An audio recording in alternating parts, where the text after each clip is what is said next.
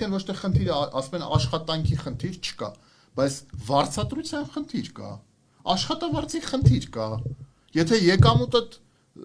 չի բավարարում նվազագույն, ասենք, սպառողական զամբյուղ ապահովել, որտեղ աշխատավարձներ կա օրենքից դուրս, որ այդ 80,000 դրամ է մոտավորապես այդ զամբյուղը սպառողական, չի բավարարում, որ մարդ կարողանա ուրեմն գոյատևի։ Դա ինչի մասին է խոսում։ Պետության տնտեսական սխալ քաղաքականության մասին է։ Այսինքն այն, որ պաշտոնյաների վիճակը շատ ավելի լավացել է միջև իշխանության գալը, այսօրվա պաշտոնյաների, դա փաստ է։ Այն, որ մեծահարուստներ, ովքեր որ պետքա